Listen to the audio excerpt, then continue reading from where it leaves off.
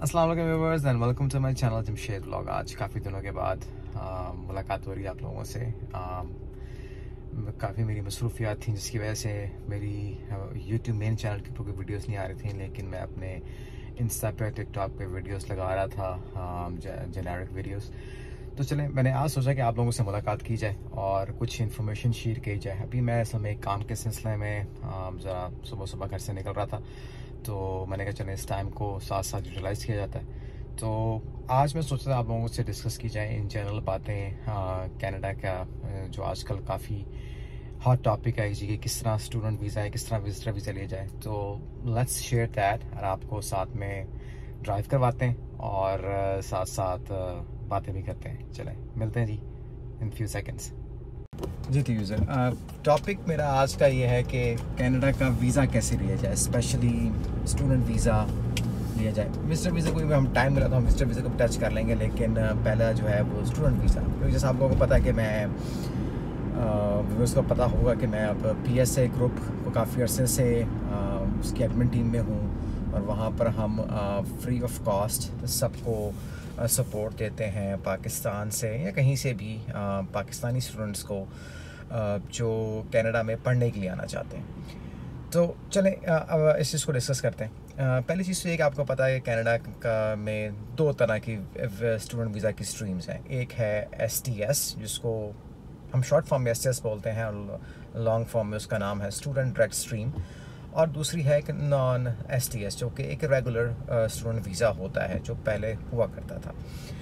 ठीक है, अच्छा, अब STS के अंदर पाकिस्तान जो है लकीली वो शामिल है, और सिर्फ पाकिस्तान नहीं शामिल है, और भी कंट्रीज़ हैं। उसके बारे में मैं डिटेल में नहीं जाना चाह रहा। मेरा मकसद जो है वो पाकिस्तान का है। तो उसमें शर्त ये है कि जो स्टूडेंट्स हैं वो पाकिस्तान में के शहरी हो और पाकिस्तान में रहते हो। ठीक है जी, ये शर्त है उसकी STS कैटेगरी के लिए। और लेकिन अगर स्टूडेंट फॉर एग्ज़ाम्पल अगर पाकिस्तानी हैं लेकिन वो मिडल ईस्ट में या यूरोप में कहीं पर रह रहे हैं, तो अनफॉर्चुनेटली वो STS कैटेगरी के लिए कंसिडर नहीं होते। तो ये सबसे बड़ी चीज़ है। तो अगर आप फॉर एग्ज़ाम्पल UAE में रहते हैं, पाकिस्तान से बाहर, पाकिस्तान के शहरी हैं लेकिन पाकिस्तान से बाहर रहते हैं, तो आप STS कैटेगरी में वीज़ा अप्लाई नहीं कर सकते अनफॉर्चुनेटली। ठीक है, अब देखें स्टूडेंट वीज़े के लिए चीज़ें क्या आपको रिक्वायर्ड होती हैं, चाहे वो रेगुलर वीज़ा हो, नॉन STS या STS। सबसे पहले तो आपको एडमिशन लेना है as an international student designated learning institute में, DLI के अंदर। ठीक है जी, वो सबसे ज़रूरी है। अगर उसमें आप DLI में एडमिशन नहीं लेते तो आपको वीज़ा नहीं मिलेगा। ठीक है, सबसे पहली जो उसका मेजर रिक्वायरमेंट है वो DLI है। ठीक है जी, उसके बाद चाहे वो STS हो चाहे वो नॉन STS हो, for international students that's must. फिर दूसरी चीज़ जो आपने जहन में रखनी है, चाहे आप STS में अप्लाई कर रहे हैं चाहे नॉन STS में अप्लाई कर रहे हैं, कि कोई भी यूनिवर्सिटी या कॉलेज जो आप सेलेक्ट कर रहे हैं वो मेक श्योर करें कि वो पोस्ट ग्रेजुएट वर्क परमिट, जिसको हम शॉर्ट फॉर्म में PGWP कहते हैं, वो उसका एलिजिबल हो। यूनिवर्सिटीज़ सारी एलिजिबल होती हैं, कॉलेजेस का मसला होता है कि कॉलेज एलिजिबल है कि नहीं है। तो मेक श्योर करें कि आप इस चीज़ को ज़रूर चेक करें, क्योंकि इसका फ़ायदा क्या है कि कल को जब आप यहाँ पढ़ने के लिए आते हैं इंशाल्लाह, तो जब आप ग्रेजुएट होंगे तो you are eligible for a post graduate work permit. ठीक है जी, अगर आपका कॉलेज एलिजिबल नहीं है, यूनिवर्सिटीज़ तो होती हैं मोस्टली, मैंने आज तक ऐसी कोई यूनिवर्सिटी देखी नहीं जो कहे हो कि जी कि नहीं एलिजिबल है। मोस्टली कॉलेजेस का मसला होता है। तो कॉलेज जो है वो एलिजिबल हो ताकि आपको पोस्ट ग्रेजुएट वर्क परमिट मिल सके। ठीक है, अब वो पोस्ट ग्रेजुएट वर्क परमिट कितने साल का मिलता है, उसका ये है कि अगर आपकी स्टडीज़ जो हैं वो 1 साल से कम की हैं तो आपको 1 साल का मिलेगा। ठीक है जी, यानी कि उसमें वो 8 महीने के अगर आपकी स्टडी कोर्स है तो आपको 1 साल का देंगे। और अगर आपकी स्टडीज़ जो हैं वो 1 साल या 2 साल से ज़्यादा है तो वो फिर एनीवेयर बिटवीन 2 to 3 इयर्स आपको जो है वो वर्क परमिट दिया जा सकता है। नॉर्मली ये वर्क परमिट एक्सटेंडेबल नहीं होता, और लेकिन रेयर सर्कमस्टांसेस में गवर्नमेंट इसको एक्सटेंड कर सकती है, गिवन कि गवर्नमेंट जो है वो इस चीज़ के लिए परमिशन दें। जैसे कि कोविड के दिनों में उन्होंने परमिशन दी थी और आप इसको एक्सटेंड कर सकते थे। ठीक है जी। अच्छा, अब उसमें ये है कि आपने ये चीज़ सेलेक्ट करनी है। अब बंदा पूछता है कि यार इसको हमें कैसे पता चलेगा कि हमारा जो कॉलेज या यूनिवर्सिटी है वो post graduate work permit eligible है प्लस TLI है कि नहीं। उसका तो वेरी सिंपल एक रूल है। मैं नीचे डिस्क्रिप्शन में आपको IRCC की ऑफिशियल वेबसाइट का लिंक भी दे दूँगा, जहाँ पर आप सिंपली, और आप गूगल पर सिंपली सर्च भी कर सकते हैं कि GK TLI institutes in Canada. ठीक है, सिर्फ इतना सर्च करेंगे तो आपको IRCC का ऑफिशियल पेज ओपन हो जाएगा। उसके नीचे आप जब स्क्रॉल डाउन करेंगे तो आपको लिखा हुआ आएगा कि जी कि आप बाय सिटीज़ भी सर्च कर सकते हैं, बाय प्रोविंस भी सर्च कर सकते हैं, और by name of the institute भी सर्च कर सकते हैं। तो सबसे इजी ये है कि अगर आप को इंस्टीट्यूट्स का नाम पता है तो आप उसको नाम के थ्रू सर्च कर लें। अगर नहीं पता और आप तो एक सिर्फ एक्सप्लोर करना चाह रहे हैं कि जी के कौन से कॉलेजेस यूनिवर्सिटीज़ ओंटारियो में हैं, अल्बर्टा में हैं, नोवा स्कोशिया में है, तो आप उसको बाय प्रोविंस भी सॉर्ट आउट कर सकते हैं, और वहाँ पर आपको वो सारी information as a form of table आपको दे देंगे कि जी ये स्कूल का नाम है, यानी यूनिवर्सिटी कॉलेज का नाम है, ये जो है नाम उसका है, क्या कहते हैं, कॉलेज का, यूनिवर्सिटी का, प्लस वो DLI है कि नहीं है, इसका DLI नंबर है, क्या वो एलिजिबल है पोस्ट ग्रेजुएट वर्क परमिट के लिए, नहीं, वो सारी डिटेल आपको वहाँ पर मिल जाएगी। ठीक है। अच्छा, ये जब दो चीज़ें आपने कंफर्म कर ली, अब बात आती है डॉक्यूमेंटेशन की, किस तरह वीज़ा लिया जाए। ठीक है जी। तो STS के लिए जैसे आपको पता है कि STS की जो मेजर रिक्वायरमेंट है DLI होने के बाद वो ये है कि आपने 1 ईयर की फ़ीस जमा करवानी है। ठीक है जी। और GIC ख़रीदनी है $10,000 की। अच्छा, अब इसमें काफ़ी ज़्यादा कन्फ्यूजन हो जाती है, क्योंकि आजकल मुझे देखने में आया है कि यूनिवर्सिटीज़ कॉलेजेस सही तरह से अपनी फ़ीस को डिस्प्ले नहीं करते, इन्फॉर्मेशन सही नहीं होती। तो उसका बेस्ट तरीका ये है कि आप अपनी जिस भी कॉलेज यूनिवर्सिटी में जा रहे हैं उनको आप अप्रोच करें और उनसे आप अपनी फ़ी का ब्रेक डाउन लें कि जी हमारी 1 साल की फ़ीस जो है वो कितनी है, तो आपको वहाँ से ईज़िली पता चल जाता है। ठीक है जी। अच्छा, और आपने GIC ख़रीदना है। GIC ख़रीदने के लिए, GIC क्या है? GIC is a guaranteed investment certificate in Canada, जहाँ पर आप कैनेडियन बैंक्स IRCC ने रिकमेंडेशन दी हुई है कि जी कौन से बैंक्स हैं जहाँ से आप ये चीज़ ले सकते हैं। मोस्टली देखने में आया है कि पाकिस्तान से ज़्यादातर लोग स्टूडेंट्स जो हैं वो CIBC को प्रेफर करते हैं, क्योंकि उनका स्टूडेंट्स की तरफ कोई लीनियंसी है, वो ईज़िली वही चीज़ उसको मैनेज कर लेते हैं। ठीक है। और GIC पाकिस्तान से भी जो ट्रेंड देखने में मुझे आया है PSA ग्रुप की तरफ से, आई एम नॉट सेइंग कि मैं किसी बैंक की प्रमोशन कर रहा हूँ, इधर कैनेडियन और पाकिस्तानी, वो देखने में आया कि मेज़ान बैंक को इस प्रोसीजर का मोस्टली पता है और वो ये काम करते हैं। ठीक है। अब उसमें $10,000 की GIC आपको चाहिए होती है अगर आप एक सिंगल एप्लीकेंट हैं। सिंगल एप्लीकेंट से मेरा मतलब है कि आप सिर्फ एक पर्सन है जो पढ़ने के लिए आ रहा है, उसके साथ उसका कोई इमीडिएट फैमिली मेम्बर नहीं आ रहा। इमीडिएट फैमिली मेम्बर में वो उसकी स्पाउस और उसके बच्चे होते हैं जी। ठीक है जी। उसमें बहन भाई या आपके पेरेंट्स शामिल नहीं होते। तो अब उसमें ये है कि अगर आप सिंगल आ रहे हैं तो 10,000, और अगर आप अपने डिपेंडेंट को साथ लेके आ रहे हैं जिसमें आपकी स्पाउस और आपके बच्चे शामिल हैं, तो आपके स्पाउस का आपको एडिशनली 4,000 की GIC ख़रीदनी होगी, और ईच चाइल्ड की आपको 3,000 की GIC इन्वेस्ट करनी होगी। कीप इन माइंड कि अगर आपने पहले सोचा कि नहीं जी मैं सिंगल आऊँगा और आपने GIC ख़रीदी $10,000 की और आपने बाद में कहा नहीं मुझे अपनी फैमिली के साथ आना है, तो कोई भी बैंक आपको एडिशनल GIC परचेस करने नहीं देगा, क्योंकि आपने पहले बताया था कि सिर्फ मुझे क्या कहते हैं सिंगल आना है तो वो $10,000 की होगी। फिर आपको बैंक अकाउंट में पैसे शो करने पड़ेंगे कि आपके पास इतने पैसे हैं कि आप अपनी फैमिली को ईज़िली वहाँ पर रख सकते हैं फॉर 1 ईयर।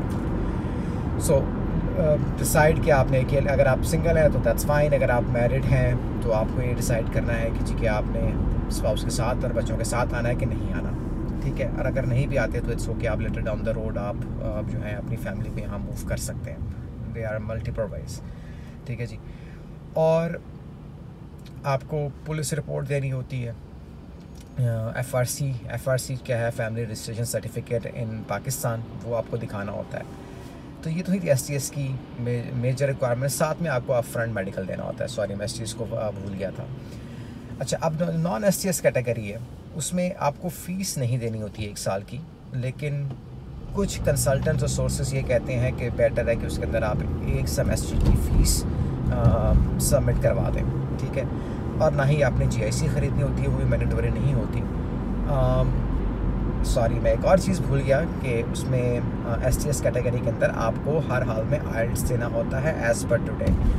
लेकिन अगस्त 10 से चीज़ें चेंज हो रही हैं और नए जो टेस्ट हैं वो एलिजिबल हो रहे हैं STS कैटेगरी के लिए, जिसमें सबसे पहले तो TOEFL है और साथ में PTE है। अब उसके अलावा और भी 1-2 हैं, लेकिन इस वक्त मेरे जहन में नहीं आ रहे, तो सॉरी मैं इस चीज़ को भूल गया था, तो ये भी ऐड करते जाते हैं। अब नॉन STS की तरफ आता है। नॉन STS में आपको फ़ीस 1 साल की फ़ीस नहीं देनी, GIC नहीं ख़रीदना, और आप कोई भी इंग्लिश का एग्ज़ाम दे सकते हैं, ठीक है। उसमें कोई स्पेसिफिक रिक्वायरमेंट नहीं है कि ठीक है you have to have IELTS या TOEFL या PTE। खैर, जैसे मैंने कहा कि अब तो अगस्त 10 से STS में भी नए टेस्ट एलिजिबल हो रहे हैं। दूसरा, आपको अप फ्रंट मेडिकल नहीं देना होता, लेकिन बेहतर होता है कि आप नॉन STS में भी आप अप फ्रंट मेडिकल दे दें। अगर आपने 1 साल की फ़ीस देनी है तो वो भी दे दें, कोई फ़र्क नहीं पड़ता। आपने अगर फॉर एग्ज़ाम्पल GIC ख़रीदना है तो आप GIC भी ख़रीद सकते हैं। सिर्फ उसमें ये है कि आप नॉन STS में फॉल करेंगे, क्योंकि अगर आप पाकिस्तान में नहीं हैं और दूसरा या आपने आज की डेट में IELTS नहीं दिया हुआ, ठीक है।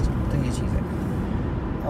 पुलिस रिपोर्ट और FRC आपको दोनों सूरतों में देनी है। आप जिस भी कंट्री में रहते हैं वहाँ पर अगर आप फॉर एग्ज़ाम्पल 6 महीने से ज़्यादा का स्टे कर चुके हैं तो आपको वहाँ से पुलिस रिपोर्ट लेनी होगी। इसलिए से फॉर एग्ज़ाम्पल आप पाकिस्तान के शहरी हैं लेकिन आप रहते UAE में, तो अगर आप पाकिस्तान में 18 ईयर्स के बाद से रहना शुरू किया रह रहे थे और बाद में आप मूव हुए थे UAE, तो आपको पाकिस्तान से भी पुलिस रिपोर्ट लेनी होगी और आपको दुबई से भी पुलिस रिपोर्ट लेनी होगी। लेकिन फॉर एग्ज़ाम्पल आप अंडर एज थे, अंडर 18 थे पाकिस्तान में, और then and you moved out to middle east या किसी भी कंट्री में, तो सिर्फ आपको फिर उस कंट्री की पुलिस रिपोर्ट चाहिए होगी, क्योंकि आप 18 ईयर्स के कम के थे, ठीक है।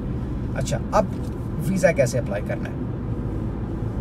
वीज़ा बड़ा सिंपल है यार। आप जो है वो IRCC के ऑफिशियल वेबसाइट पे जाएं, जिसका लिंक मैं नीचे शेयर कर दूंगा, विच इज़ www.cic.gc.gov इस तरह करके है, तो मैं उसको नीचे शेयर कर दूंगा। उस पर जाएँ, उस पर आप जाके अपना अकाउंट बनाएं। अब कुछ देर पहले तक 2 वे थे कि वहाँ पर आप वीज़ा अप्लाई कर सकते हैं, एक पोर्टल के थ्रू था और एक GCK के थ्रू था। लेकिन अभी रिसेंटली कुछ चेंजेस हो रही थी, तो मुझे पोर्टल नहीं नज़र आया, मुझे सिर्फ GCK नज़र आई। तो इन एनी केस आप उस पर अकाउंट बनाएं अपना, और आप जो है वो उस पर वीज़ा फाइल करें। और उन्होंने वहाँ पर स्टेप बाय स्टेप बताया होता है कि ठीक है आप किस वीज़े की कैटेगरी के लिए अप्लाई कर रहे हैं, उसको आप सेलेक्ट करें and then you start filling up the application. Make sure करें कि आप जब एप्लीकेशन फिल कर रहे हो तो उसको आप जल्दी में फिल ना करें, टेक योर टाइम। और आप क्योंकि आप इस तरह जल्दी में जब चीज़ें आप फिल करते हैं, तो मेरे पास बहुत सारे एग्जांपल्स हैं, मैंने जो PSA में देखी है, PSA ग्रुप में, कि लोग कोई ना कोई चीज़ भूल जाते हैं, ठीक है। कोई डॉक्यूमेंट लगाना भूल जाते हैं, कोई अपने स्पेलिंग की मिस्टेक हो जाती है नाम में, या घर का एड्रेस आप लिख देते हैं। तो उस चीज़ से बचने के लिए बेहतर है कि आप जो है वो टाइम लेके एप्लीकेशन को फिल करें, ठीक है। और इस तरह फिर आप परेशानी से बचेंगे, क्योंकि बाद में फिर आपको जो है वो वेब फॉर्म रेज़ करना पड़ेगा। वेब फॉर्म का रिप्लाई जो है वो 30 डेज़ के बाद आता है कि जी हमने आपके इंफॉर्मेशन रिसीव हो गई थी, अपडेट कर दिया था। तो उस परेशानी से बचने के लिए बेहतर है कि आप टाइम लेके एप्लीकेशन को फिल करें, ठीक है। और उसको हर चीज़ एक्सपर्ट से देखें। अगर आपको चीज़ नहीं समझ आ रही तो आप किसी से पूछ लें, जैसे PSA ग्रुप है, आप उसमें क्वेश्चन का आप अपना पोस्ट करें और कोई ना कोई बंदा वहाँ पर आपकी हेल्प कर देगा कि चीज़ को किस तरह करते हैं। और उसके अलावा जब आप IRCC की वेबसाइट पे होते हैं तो वहाँ पर उन्होंने पूरी उसकी एक गाइड दी होती है कि आपने फॉर्म को कैसे फिल करना है। अक्सर लोग उस चीज़ को नहीं देखते, उसमें गाइड होती है, उन्होंने ईच एंड हर फॉर्म के जो सेक्शन होता है, जो फील्ड होती है, उसकी एक्सप्लेनेशन दी होती है कि जी के अगर आपका नाम है तो उसकी एक्सप्लेनेशन दी होगी कि जी कि आपने यहाँ पे क्या फिल करना है। और जैसे for example date of birth है तो वहाँ पे क्या फिल करना है। कंट्री का नाम है कि जी बर्थ ऑफ कंट्री क्या है तो वो क्या फिल करना, हर चीज़ की डिटेल दी होती है। अच्छा, दूसरी चीज़ ये कि आप जब फॉर्म फिल कर रहे हो तो मेक श्योर करें कि आप उसको एक्यूरेटली फिल करें। एक्यूरेटली फिल करने से मेरा क्या मतलब है कि जी कि अक्सर लोगों की रिजेक्शंस होती हैं कंट्रीज़ के वीज़े की, चाहे वो US से हो, कनाडा से हो, या UK से हो, या ऑस्ट्रेलिया से हो, या न्यूजीलैंड से हो। तो वो कहते हैं कि इससे फ़र्क नहीं पड़ता, दूसरी कंट्री की है, कनाडा की नहीं है, तो आप उसको कहते हैं हमारा कभी वीज़ा रिजेक्ट नहीं हुआ। कीप इन माइंड, जब आप वीज़ा अप्लाई करते हैं तो सेकंड वीज़ा अप्लाई करने के बाद ऑनलाइन जो सबसे पहली रिक्वायरमेंट आती है वो बायोमेट्रिक्स की आती है, ठीक है। जब आप बायोमेट्रिक्स देते हैं तो बायोमेट्रिक्स सिर्फ कनाडा के लिए नहीं होते। वो क्या करते हैं कि जब आप बायोमेट्रिक्स देते हैं तो वो उसका वेरिफिकेशन और क्रॉस चेक 5 कंट्रीज़ के साथ होता है। वो 5 कंट्रीज़ कौन सी हैं? कनाडा के लिए अप्लाई करें तो कनाडा के साथ तो डेफिनेटली होगा ही होगा, उसमें US से होता है, UK से होता है, ऑस्ट्रेलिया से होता है, न्यूजीलैंड से होता है। तो ये 5 कंट्रीज़ हैं जो आपस में इंफॉर्मेशन शेयर करते हैं। तो अगर तो आपने कभी इन कंट्रीज़ में वीज़ा अप्लाई किया हुआ है और रिजेक्शन हुई है तो आप उसको हाइड करें तो उनको पता चल जाएगा साफ कि जी कि आपने वीज़ा अप्लाई किया था और रिजेक्शन होगी। ज़ाहिर बात है अगर आपका वीज़ा लगा होगा तो आप उसको हाइड क्यों करेंगे? आप उसको बताएंगे कि हाँ जी मेरा वीज़ा लगा हुआ है। आप उसी सूरत में आप उसको हाइड करेंगे, आपकी रिजेक्शन होगी तो उसको हाइड नहीं करना। उसका नुकसान ये है कि अगर आप उसको हाइड करते हैं और उनको वो चीज़ पता चल जाती है तो जो वीज़ा ऑफिसर है वो राइट एट द टाइम ये डिसीजन ले सकता है कि जी आपने हमसे झूठ बोला है तो हम आपको 5 ईयर के लिए बैन कर देते हैं, ठीक है। तो इस चीज़ से बचने के लिए चाहे आपकी 4 दफ़ा रिजेक्शन है, चाहे 10 दफ़ा रिजेक्शन है, आप उसको मेंशन करें कि हाँ जी मेरी रिजेक्शन है, ठीक है, ताकि आप कवर हो जाते हैं। अच्छा, दूसरी ये चीज़ समटाइम ऐसे होता है, मेरा अगेन देखने में आया है PSA ग्रुप के अंदर कि अक्सर लोग पाकिस्तान में कंसल्टेंट या पाकिस्तान से बाहर भी कंसल्टेंट हायर करते हैं और वो भी गलतियां करते हैं। तो आप मेक श्योर करें जब आप कंसल्टेंट को हायर करें, अब तो मैं शक में नहीं हूँ लेकिन फिर भी आप कर सकते हैं कंसल्टेंट को हायर, इसमें कोई हर्ज नहीं है। तो आप मेक श्योर करें कि जी वो क्या डॉक्यूमेंट्स साथ अटैच कर रहा है, आपका उसने SOP कैसा लिखा है। SOP क्या है? SOP statement of purpose. वो चाहे आप SCS में अप्लाई कर रहे हो, नॉन SCS में अप्लाई कर रहे हो, चाहे विजिटर वीज़ा अप्लाई कर रहे हो, आपको SOP देना पड़ता है। स्टेटमेंट ऑफ पर्पस या लेटर ऑफ इंटेंट कह लें, ठीक है जी, कि आपका क्या मकसद है कनाडा में आने का। तो अच्छा, अब वापस मैं दोबारा से उस पर आता हूँ कि एजेंट्स के थ्रू, क्योंकि एजेंट्स क्या करते हैं कि आपको बताए बगैर कुछ ऐसे डॉक्यूमेंट्स साथ अटैच कर देते हैं कि जिनका आपको पता ही नहीं होता। तो मेक श्योर करें कि आप उसको वेरीफाई करें कि मुझे कौन से डॉक्यूमेंट्स हैं, उनकी कॉपी अपने पास रखें ताकि आपको पता हो कि एजेंट क्या कर रहा है आपके बिहाफ के ऊपर। क्योंकि टेक्निकली देखा जाए तो जो स्पेशली जो कनाडा से बाहर एजेंट बैठे हुए हैं वो आपसे कोई रिप्रेजेंटेटिव फॉर्म साइन नहीं करवाते। लीगली अगर आप IRCC ये कहता है कि लीगली अगर आप अपनी एप्लीकेशन किसी से हेल्प ले रहे हैं फिल करने के लिए तो उसको एज ए अपना रिप्रेजेंटेटिव अपॉइंट करें, ठीक है। और एक रिप्रेजेंटेटिव का फॉर्म होता है, उस फॉर्म का नाम मुझे याद नहीं आ रहा है। जो भी एप्लीकेशन होती है, चाहे वो विजिटर वीज़े की हो, चाहे वो वर्क वीज़े की हो, चाहे वो जो है वो उसकी हो स्टूडेंट वीज़े की हो, उसके अंदर ये रिप्रेजेंटेटिव फॉर्म ज़रूर होता है, ठीक है जी। तो वो कहता है कि जी आप उसको फिल करवाएं और अपने जो रिप्रेजेंटेटिव है, एजेंट कह लें आप उसको, उसके सिग्नेचर होने चाहिए। उसका फ़ायदा क्या होता है कि लेट्स सपोज़ अगर एजेंट ने कोई गलती कर दी आपके फॉर्म के ऊपर और आपको उसका रिफ्यूज़ल आ जाता है या बैन लग जाता है, तो आप कह सकते हैं कि भाई ये मेरा कसूर नहीं है, मैंने तो एजेंट हायर किया, मतलब उसने ये फॉर्म फिल किया और उसने ये प्रॉब्लम क्रिएट की, और आप इस तरह बच सकते हैं बैन से। लेकिन अगर आपने ये फॉर्म फिल नहीं किया हुआ एजेंट ने आपके, और वो ऐसे ही आपका वीज़ा फाइल कर रहा है, तो वो वीज़ा फाइलिंग ऐसी है जैसे आपने खुद से वीज़ा फाइल किया, तो you are the responsible for everything. तो अगर कोई गलती होती है तो वो गलती एजेंट की गलती नहीं मानी जाएगी, वो गलती आपकी मानी जाएगी, क्योंकि आपने तो फॉर्म दिया ही नहीं एजेंट रिप्रेजेंटेटिव का। तो IRCC हमेशा ये समझेगा कि आपने गलती की है। तो कोशिश करें कि अगर आप किसी एजेंट या कंसल्टेंट को हायर कर रहे हैं तो उससे पूछें कि जी कि क्या वो रिप्रेजेंटेटिव फॉर्म फिल करके आगे सबमिट करेगा कि नहीं करेगा, ताकि आप अपने आप को सेफ रख सकें, ठीक है। अच्छा, अब बात को आगे लेके चलते हैं कि जी आप लोगों को वीज़ा फाइल करने के लिए किन चीज़ों की ज़रूरत होती है। अब देखें, अगर आप SCS कैटेगरी में वीज़ा अप्लाई कर रहे हैं तो आपको बैंक स्टेटमेंट देने की ज़रूरत नहीं है, आपने सिर्फ 1 साल की फ़ीस देनी है, GIC पे करना है और एक अच्छा SOP लिखना है, जिसमें SOP में आपने बताना है कि जी कि मेरा पर्पस क्या है कनाडा आने का।